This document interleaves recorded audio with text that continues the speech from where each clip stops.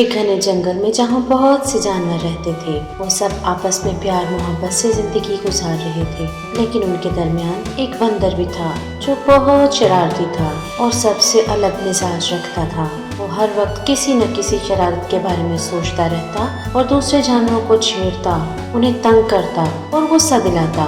इस बंदर का नाम पीकू था। एक दिन पीकू ने देखा कि एक दरख्त पर तोतों का एक गरोह खुशी से चहचहा रहा था। वो जल्दी से उस दरख्त पर चढ़ा और दरख्त की शाखों को जोर जोर से हिलाने लगा।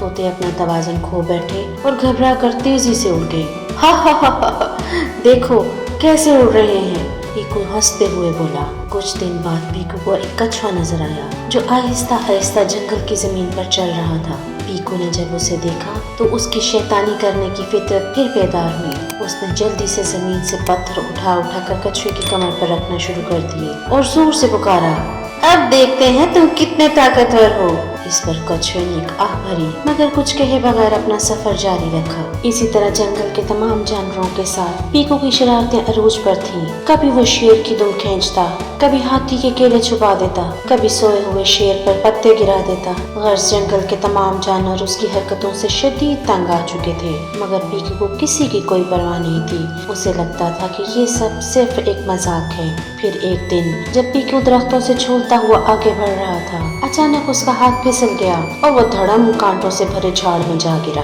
आओ बचाओ, वो जोर से चीखा, मगर कोई भी उसे बचाने न आया। जंगल के सब जानवर करीब आकर भी खामोशी से उसे देखने लगे। तुम मेरी मदद क्यों नहीं कर रहे? पीकू ने तड़पते हुए पूछा। बूढ़ा और अक्लमंद हाथी आगे बढ़ा और बोला, पीकू, जंगल में हम सब एक दूसरे की मदद करते हैं, मगर तुमने कभी हमारे साथ अच्छा बर्ताव नहीं किया।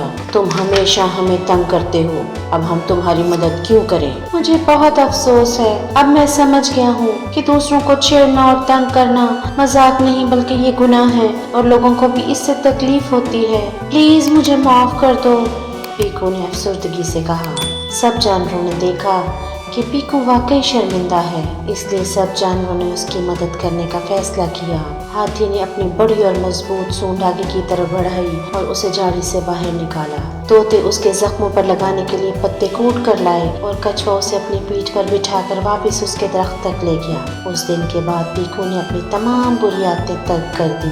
वो अब भी खेलता और मस्ती करता, मगर किसी को तंग न करता, बल्कि वो सबका मददगार और सच्चा दोस्त बन गया। ये साबित करते हुए कि सबसे शरारती बंदर भी नेकी और हमदर्दी सीख सकता है। यूं जंगल में एक बार फिर सुकून छा गया और पीकू सबसे खुशी और हंसी के साथ मिलता और ख्याल रखने वाला बंदर बन गया और तमाम जानवर भी उससे बहुत खुश हुए और उसे प्यार करने लगे। प्यारे बच्चों, इस कहानी से हमने ये सबक सीखा कि हमें अपने इर्द गिर्द रहने वाले लोगों को हरगिज़ तंग नहीं करना चाहिए, बल्कि लोगों की मदद करनी चाहिए। राह में चलते हुए कोई कमजोर मिले तो उसकी मदद करें, बुजुर्गों का एहतराम करें। अगर बस में सफर कर रहे हैं तो उनके लिए नशिस्त पर जगह छोड़ दें। किसी उस्ताद या बड़े से बदतमीजी हरगिज़ न करें, और इस तरह करने से लोगों के दिलों में आपके लिए मोहब्बत का जज्बा बेदार होगा और लोग आपसे बेहद प्यार करेंगे। और ये सब करने से आपके वालिदैन भी आपसे बहुत खुश होंगे और अल्लाह ताला आपकी नेकियों में इजाफा करेगा।